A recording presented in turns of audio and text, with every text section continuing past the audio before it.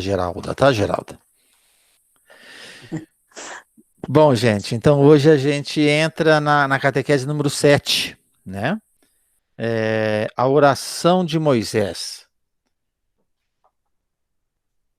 A última foi a oração de Jacó, né? Anteriormente a oração de Moisés, de Abraão, dos justos, da criação, o mistério da oração, a oração do cristão, o mistério da oração, e hoje o tema proposto para a gente é a oração de Moisés. Eu volto a falar que o Papa aqui não está fazendo nenhum tratado de espiritualidade, ele faz catequese, então ele vai mergulhar nos personagens bíblicos para a gente refletir o tema da oração, mas ao mesmo tempo também revisitando os textos da Sagrada Escritura.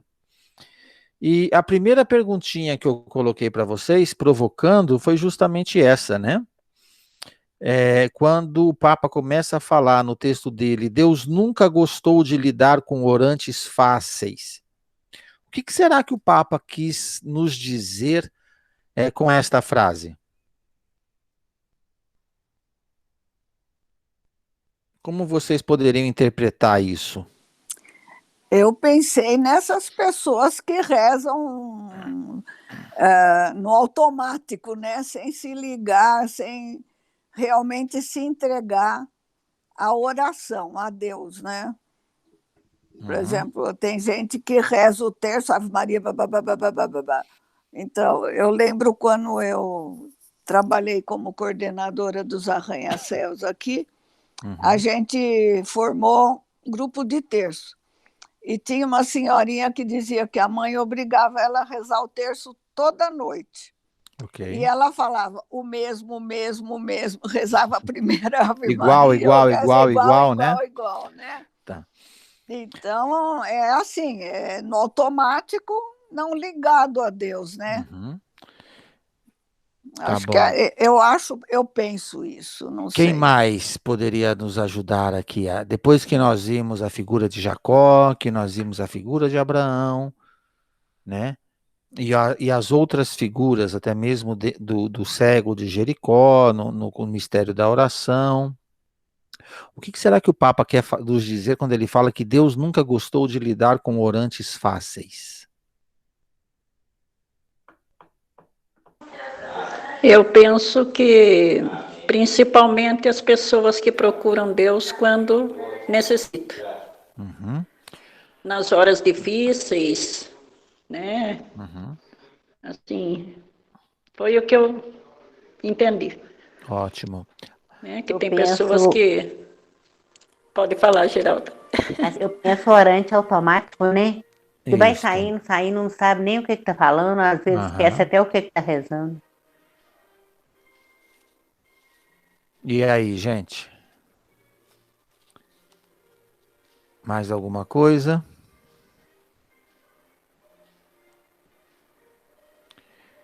Eu coloco muito também, além dessa dimensão que vocês já colocaram, da oração automática, ou do Deus hipermercado, né, que a gente vai lá só buscar o que a gente está necessitando.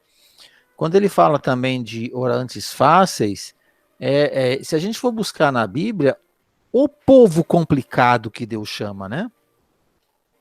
Humanamente, são pessoas muito complexas, para não falar mais nada, né? Jacó, por exemplo, Jacó era alguém que vivia da astúcia, né? Moisés foi alguém que foi achado dentro de um cesto, porque a mãe dele precisou colocar ele lá, cresceu como filha do faraó, como um príncipe, de repente ele bota tudo a perder, aparentemente, matando um soldado egípcio, tem que fugir, e lá nesse lugar que ele fugiu, que ele faz a experiência de novo. Então são figuras humanamente muito complexas, né? E se a gente for olhar os outros também, Davi, que é assim, né? O protótipo de Jesus no Primeiro Testamento, também é uma figura complicada, né? Salomão nem se diga, né? E se a gente for pegar as outras figuras também, são pessoas... se a gente for imaginar o paradigma, o estereótipo de santidade, que é aquela criança que desde a sexta-feira já fazia jejum, né? Que tem toda aqueles fioretes por trás dela, no Primeiro Testamento são figuras muito humanas. São figuras que têm o seu lado de luz e tem o seu lado trevas também. Né? Eles não abrem mão disso, eles trazem isso muito presente dentro do ser existencial deles. Então, assim sendo, a gente pode afirmar que, de um lado, dentro da prática oracional deles, às vezes muito mecanizado, muito automatizado, ou muito pragmático, ou seja, eu vou atrás de Deus quando eu necessito, mas também enquanto existência mesmo, né? Ninguém é modelo daquele monge, daquele frei, daquele padre, daquela freira perfeita. São pessoas que trazem a carga humana muito forte. E Moisés também tem isso dentro dele, né? Moisés também retrata muito isso. O próprio texto bíblico fala que, apesar de Moisés ter boas intenções, das suas mãos não brota justiça. Ele, quando se sente colérico, com cólera, frente o egípcio maltratando um hebreu, ele não reivindica uma condição mais humana para o hebreu, ele vai lá e mata o egípcio. Então, da sua mão brota a violência, da sua mão brota a morte, né? Então, isso é uma marca muito forte nele. E depois, quando ele vai para o deserto de Madian, quando ele vai lá cuidar das ovelhas, né? Deus se mostra para ele de uma maneira misteriosa, grande, majestosa, numa sarça. A sarça é uma árvore grandiosa? Sim ou não?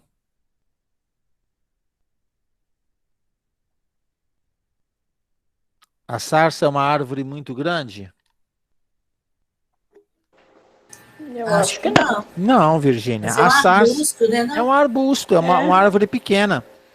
E tem um rabino do século XVI, contemporâneo de Santa Madre Teresa d'Ávila, Rashi, nome dele, ele fala o seguinte, que a sarça ali é uma metáfora de toda a figura de Israel. É naquela sarça, e para a geografia da época, não era uma árvorezinha, como a gente imagina hoje, sei lá, uma árvore bonitinha, toda, né, redondinha. Não, a sarça daquela região era um emaranhado de espinhos. Né, quase como uma bola de espinhos ali, uma pequena árvore de espinhos, por quê? Porque a própria árvore tinha que se proteger das presas, dos animais que iam ali comer as folhas no deserto para se hidratar. Então, para evitar que os animais viessem e comessem das suas folhas, tinha muito espinho. E esse rabino coloca que, assim como a própria história do povo hebreu é uma história marcada por sofrimento e fechada nela mesma muitas vezes, assim também é essa sarça. E quando o autor bíblico diz que Deus se manifesta na sarça para Moisés, ele também quer dizer que na história daquele povo sofredor, Deus também se manifesta. E é nessa sarça que Deus se revela a Moisés, é nessa sarça que Moisés encontra Deus, né? E Moisés, quando ele se depara com Deus, ele apresenta as suas objeções. Né? Ao contrário de muitos profetas que, quando chama, logo diz, eis-me aqui, Senhor, né? Moisés tem algumas objeções. Algumas delas dizer que ele não é digno daquela missão. Uma outra objeção, né? Quando o povo perguntar quem está falando comigo, que nome que eu vou falar? Quem que és tu? né? Eu não sei nenhum nome seu. Como é que eu vou falar para esse povo que foi você que falou comigo? Eu não sei o teu nome. Então ele se declara não digno da missão. Ele diz que não conhece o nome de Deus, né? Ele apresenta que os israelitas não vão acreditar nele, quer dizer, ele é alguém que o povo não conhece. Como é que ele vai sair de Madiã e ir lá para o Egito, falar para o povo, se mobilizar e fugir do Egito? O povo não vai acreditar. E por fim, quando Deus vai quebrando cada uma das objeções, ele fala, mas eu sou gago. É quando Deus fala que ele que vai colocar as palavras na sua boca. A palavra que floresce, segundo o texto do Papa, mais frequentemente nos lábios de Moisés, em cada oração, é justamente um questionamento. Por quê? Né? Por que me enviaste? Por que eu? Né? Quando ele encontra Deus face a face, ele se esconde, ele não olha, esconde o rosto, mas quando ele contempla Deus nas diversas vezes que ele sobe na montanha, ele sempre questiona, mas por quê? Por que eu? Né? Por que me enviaste? E esta atitude, segundo a tradição bíblica, faz com que Deus o repreenda e ele acabe não entrando. Ele chega, ele vê a terra prometida depois de andar 40 anos no deserto, mas ele não adentra, ele não entra nessa terra, né? Ele morre, segundo o texto bíblico, antes de adentrar na terra. E o Papa nos faz uma pergunta. Com este coração que muitas vezes questiona o porquê, com este coração que muitas vezes procura saber as razões, que muitas vezes vacila, como pode Moisés rezar? Se oração é uma entrega, é confiança, como que alguém que tanto se questiona é capaz de rezar? Né? E aí que se torna bonito, porque Moisés também se torna um protótipo de cada um de nós, que tem as suas fraquezas, né? Que tem as suas ambiguidades, que muitas vezes questiona, que muitas vezes tem essa pergunta, o porquê, por que está acontecendo isso, marcado na nossa vida. E o Papa continua colocando o seguinte, que mesmo Moisés assumindo uma tarefa assim, ministerial, a gente pode dizer isso hoje, né, uma linguagem pós-Vaticano II, frente ao povo, porque Moisés era o encarregado de Deus para transmitir ao povo a lei. Imagina, para a gente hoje parece muito bonito depois dos 10 mandamentos, né? Que a gente vê ele lá no alto e depois desce com as tábuas. Se a gente for olhar a figura e a importância na tradição judaico-cristã da figura de Moisés, é tremenda, é enorme. Ele foi a ponte, o pontífice, pontífice quer dizer a ponte, entre Deus e o povo. E aqui cabe para a gente perceber uma coisa. Para nós, ocidentais, a lei, ela é algo castrador. A gente obedece à lei para não transgredir. Então, a função da lei é nos castrar, é nos tolher, é nos podar, né? Já para o povo oriental, para o povo hebreu, o vivenciar a lei não tem esse aspecto negativo, mas tem um aspecto positivo. Vivenciar a lei é vivenciar a aliança com Deus. Então, mais do que vivenciar o não pecar, é vivenciar a aliança com Ele. Então, por isso, quando Moisés ele traz as 10 leis para o povo hebreu, ele está trazendo a possibilidade de vivenciar a aliança com esse Deus. Mais do que trazer 10 formas de não pecar, né, trazer formas, balizas, que vão nos manter firmes, no firme propósito para vivenciar a experiência de amizade e de amor com Deus. Então, a lei para esse povo tem um aspecto hiper positivo. Né? Para nós, às vezes, tem um aspecto meio negativo. Né? Então, quando Moisés é a ponte, ele estabelece esse elo entre o desejo de Deus, o coração de Deus e o coração daqueles homens e mulheres que ele estava ali protegendo, como pai mesmo, amparando, ele é esse elo que vai estabelecer essa ligação. Né? Ele é essa ponte, ele é o pontífice. E a partir daí o Papa vai também dando um puxãozinho de orelha cada vez mais forte naqueles que exercem os ministérios, sobretudo os ministérios ordenados dentro das comunidades. Né? E ele vai elevando o tom da reflexão dele, falando que ele é um homem do povo, que ele não nega Deus e também não nega o povo, que Moisés vai encontrar na forma mais adequada de oração dele dentro da oração de intercessão, né? E o Papa vai elevando o tom até dizer que o Moisés não foi um carreirista. Moisés não procurou, ao longo da sua jornada enquanto representante de Deus dentro do povo, viver essa dimensão de ser promovido a todo instante. Né? Ele não quis ser um popstar na sua época. Ele estava junto do povo. E aí se revela a segunda pergunta, né? Para a gente poder olhar aqui, para a gente pensar um pouco na frase que Moisés não nega a Deus, mas também não nega o seu povo. O que será que a gente pode explicar a partir dessa frase? Moisés não nega a Deus e também não nega o seu povo. Quem pode dar uma luz para a gente?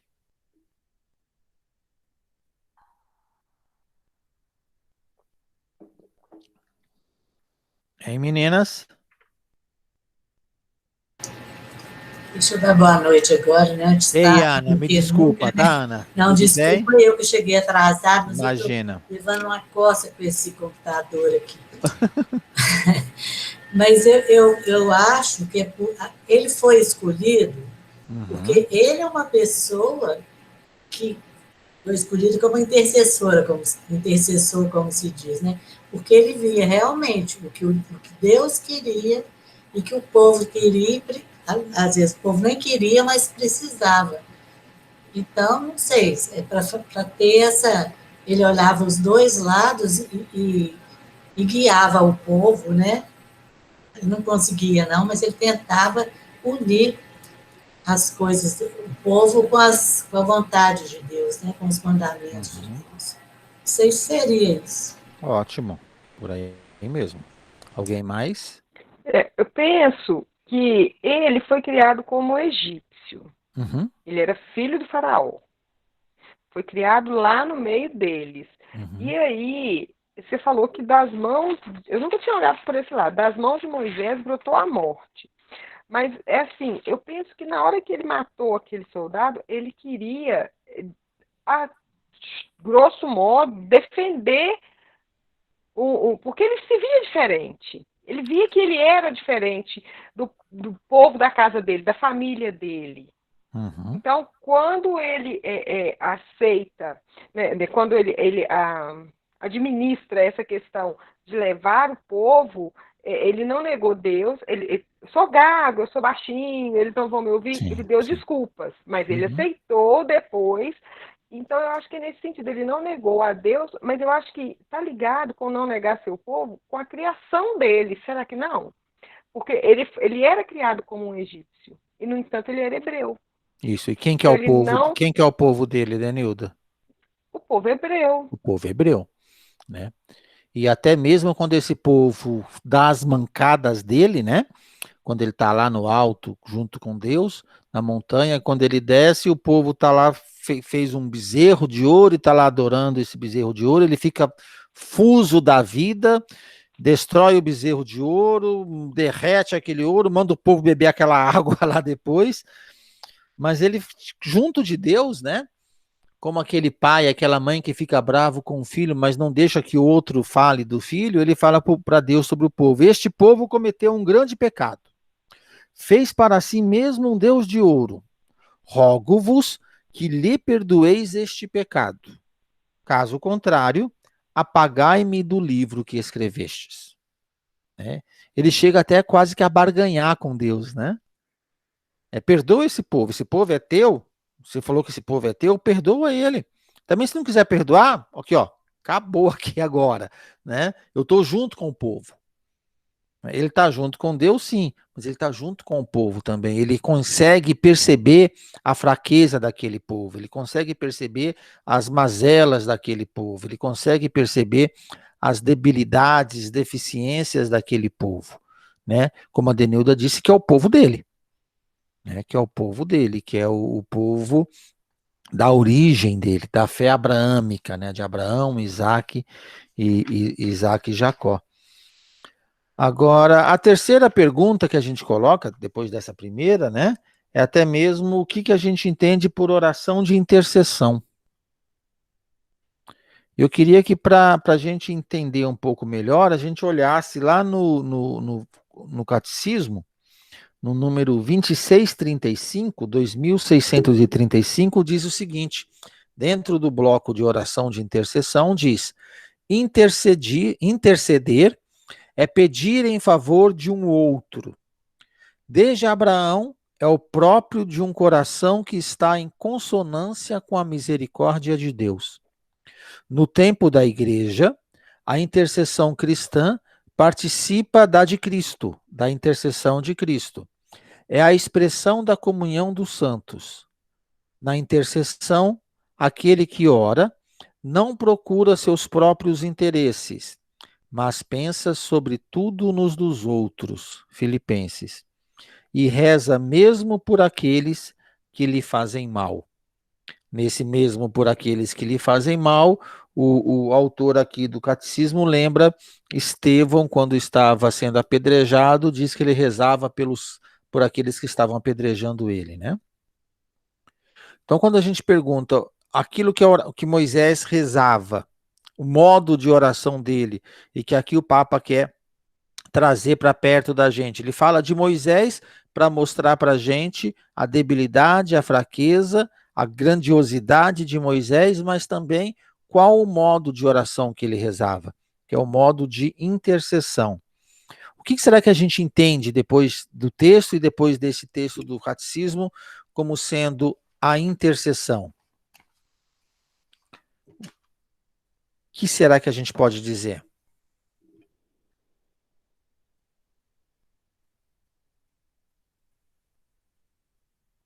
O que é a oração de intercessão?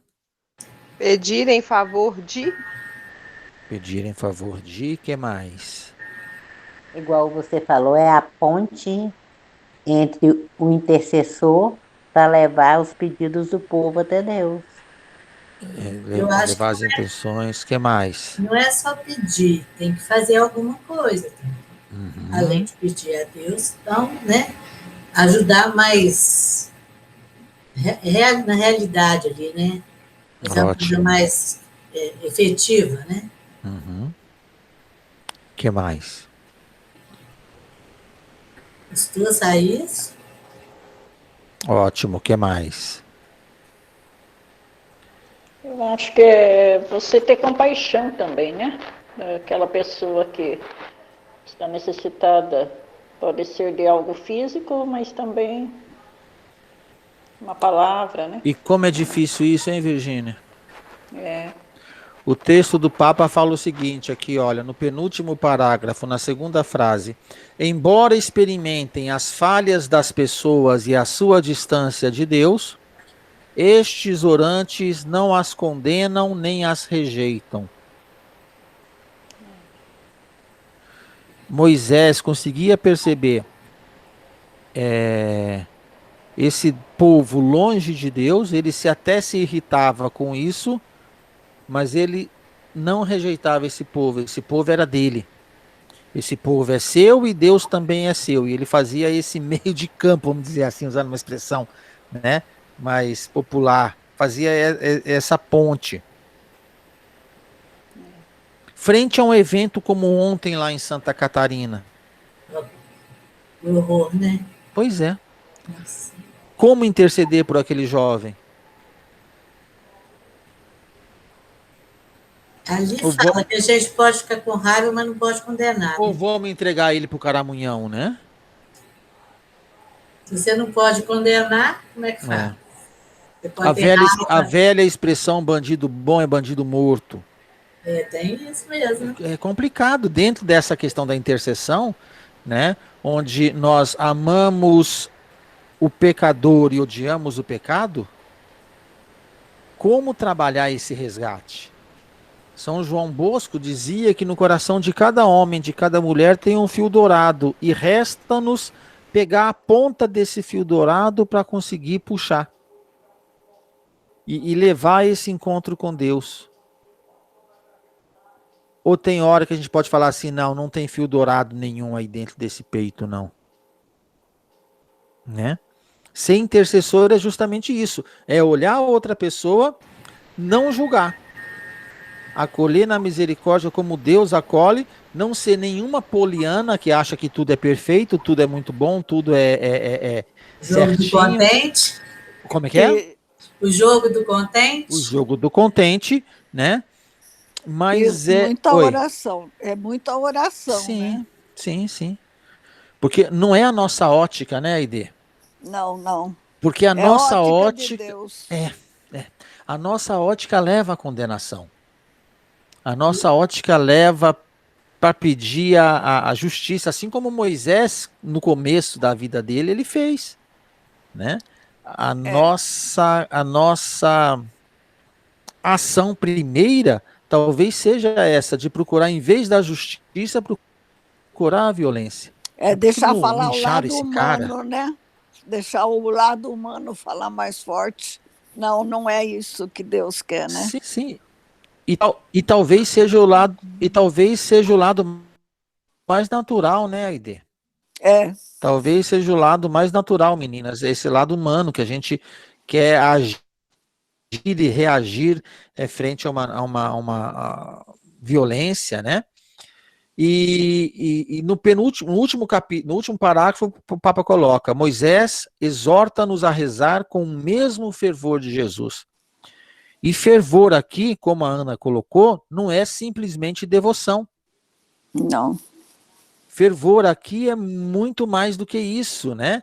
É recordar que ele, apesar de todas as suas fragilidades, pertence sempre a Deus. E é rezar com fervor, é trocar a nossa ótica, o modo nosso de enxergar as coisas, para começar a enxergar as coisas com os olhos de Deus. E aqui está o grande pulo do gato, aqui está o grande desafio nosso.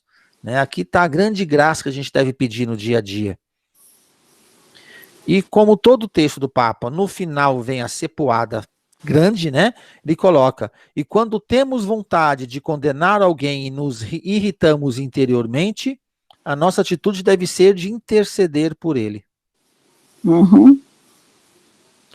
E o mais interessante, ele não fala que isso vai ajudar muito a pessoa. Ele fala: isso ajuda-nos. Ajuda nós. Ajuda-nos muito. A partir do momento que a gente consegue olhar com esse olhar de misericórdia, que não é um olhar, como eu falei, de poliana, mas é um olhar divino, se indignando com o pecado, mas olhando o pecador e mostrando que ele tem a dignidade humana, isso vai nos ajudar a nos tornar mais humanos. Não é uma aceitação, né, que a gente faz. Não é abrir concessão para tudo, Ana. Mas tem gente que acha, né? Não. Você acha que não pode, que não deve matar, que não deve castrar, essas coisas que falam, né? Que a gente está aceitando. Mas então não é bem por aí, não é por aí. Né? E a gente, às vezes, tem essa vontade. Né? Por isso que é interessante que o Estado não tem essa prerrogativa da pena de morte, porque ainda que nós, que somos afligidos por alguém que assassinou um pai, uma mãe ou um filho nosso, a gente tem vontade de ir lá e matar, o Estado, enquanto protetor da sociedade, ele não pode fazer isso. Ele tem que zelar, penalizando, oferecendo a pena, e aqui entra uma outra discussão de todo o nosso sistema carcerário, que é uma bomba, é uma fábrica de bandidos, não é para resgatar ninguém. Qualquer estudante de direito no primeiro semestre de direito penal já percebe o caráter ressociabilizante da pena, e que não existe, né? Deveria existir, mas não existe, de ressocializar o indivíduo. Esse seria um caráter humano de penalizar alguém, né? Aqui entra só para inglês ver, né? É só para criar mais bandido, né? É só para criar mais bandido. E por isso que entra o grande trabalho da igreja dentro da pastoral carcerária. Não é para proteger bandido, mas é para tentar criar um quê de humano dentro dessa relação, tá? Então, o nosso exercício é esse, de tentar fazer nessa semana essa oração de intercessão, tentar moldar o nosso olhar dentro do olhar de Deus. E a última frase: quando temos vontade de condenar alguém, nos irritamos interiormente. E o Papa ainda brinca: irritar-se faz bem. Às vezes você botar para fora um sentimento faz bem, mas não faz bem condenar, né? O que devemos fazer é interceder por aquelas pessoas. Isso vai nos ajudar muito. Esse é o texto nosso de hoje, com o puxão de orelha que o Papa Francisco nos dá, né? Alguma coisa mais que a gente queira acrescentar? Essa oportunidade que a gente tem de intercessão, né, pelo outro, é uma forma de você dar valor que você tem também, né? Também. Porque você fica, não é só você que tem problema, tem gente com muito mais problema que você. Então, é um jeito de você melhorar, tentando né, rezar pelo outro, fazer alguma coisa pelo outro. Com certeza. A gente sai ganhando sempre, né? Com certeza. Meninas, algo mais ou ficamos por aqui? 9h23. E eu penso também que muitas vezes quando né, que já é do nosso humano, quando queremos condenar, né, precisa, como eu disse aquela hora, né, a gente ter compaixão da outra pessoa. É você pensar também que ela pode estar passando por um problema ou alguma dificuldade que ela não conseguiu superar, né? Assim como esse caso que teve em Santa Catarina. Quem vai dizer que essa pessoa... Não justifica, né, Virgínia? E quem vai dizer que ele não tem problema? Né? Não justifica, mas também não nos faz ser assim... nos arvorarmos a sermos juízes para decidir o que vai ser feito, né? Vamos dar o direito, né? Por aí. Eu acho que a gente tem que se colocar no lugar também, né? Muitas vezes, porque é difícil, né? Tem certas coisas, não tem jeito de a gente se colocar no lugar, não, né? Não, sem dúvida. Mas assim, não, a gente tem que ter compaixão, mas sem pensar muito. Né? Sem, colocar no lugar que eu digo que a Virgínia disse seria quantos hoje na sociedade se encontram às vezes com problemas, com fome, sem emprego. E não só isso, gente, eu dou aula hoje para o 6º ao 9º ano. O que eu estou vendo de jovens, adolescentes com problemas é incrível. E dentro de uma classe média, escola particular. Né? Crianças que estão assim no 6º ano, que não aparecem na sala de aula, a gente pergunta na coordenação, cadê fulano? Está numa depressão brava. 6º ano é o que antigamente? Que eu nem sei. Antigamente é a 5ª série. A 5ª série, Né? Quer dizer, a moleque aí do que? 6, 7, 8, 9, 10 anos. 11 anos.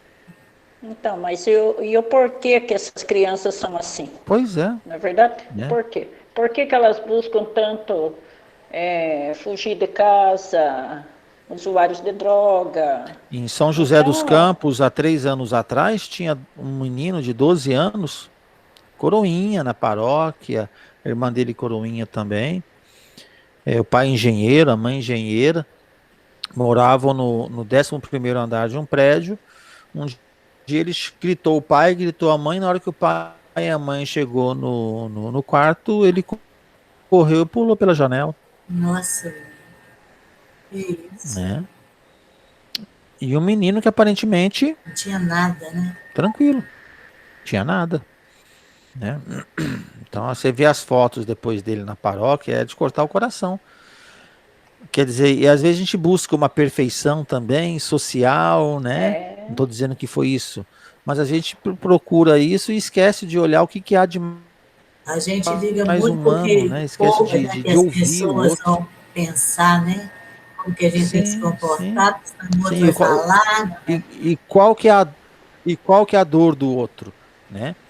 Interceder mais do que pedir também é escutar.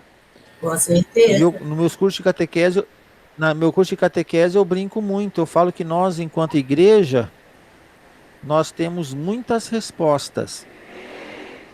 Mas o problema é que a gente costuma dar resposta sem ouvir a pergunta. Sem nem esperar a pessoa perguntar, né? Sim, sim.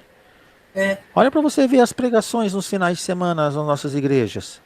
Quantas dizem alguma coisa para uma reflexão existencial? Quantas dizem alguma coisa de prática para a minha vida? Mas agora até já melhorou muito. Muito, mas às vezes fica com coisas tão assim... nada a ver, né? Etéreas, superficiais, e dentro da relação humana existencial, eu posso trazer uma pessoa aqui. Por que o padre Fábio de Mello faz tanto sucesso? Ele fala dos problemas de cada um. Não é porque ele é bonitão. Ajuda, né? Ajuda. É porque ele trata de problemas existenciais. Ele fala da vida dele, ele fala dos problemas dele, ele fala das crises dele e se identifica com a gente. Que todo mundo tem, né? Através disso ele fala de Jesus Cristo. Todo mundo tem. E através disso ele fala de Jesus Cristo. Isso é ser intercessor. Isso é olhar os problemas do povo e mostrar para Deus, acolhendo o povo como ele é. Gente, de meia hora virou 40 minutos aqui. Me desculpem, tá? Tá muito bom, né, gente? Tá muito bom. Me desculpem. Não, tá ótimo. Se deixar, vai para 4 horas. Se deixar, o Ramon fala, Aide, não tem jeito. Eu ainda não soltei a boca, né? Tô meio calada. Me chamaram esses dias para dar uma palestra. Quanto tempo você vai levar? Eu falei, ó, se tiver uma semana eu falo, se tiver uma hora eu falo, se tiver meia eu falo. Então, então tá bom, meninas. Por todo esse momento que nós vivemos agora e por aquilo que nós vamos viver ao longo desta semana, demos glória ao Pai, ao Filho e ao Espírito Santo. Espírito Santo. Como era no princípio, agora e sempre. Amém. Amém. Muito obrigado a vocês, um abraço e até a próxima semana. Tchau, tchau. Obrigada. Nós que agradecemos. Amém. Você aprendeu mais uma vez um atraso. Para nós. 2 semanas seguidas, mas eu vou aprender a mexer. Boa noite a todos. Boa noite, ficam com Deus. Tchau. Tchau, tchau.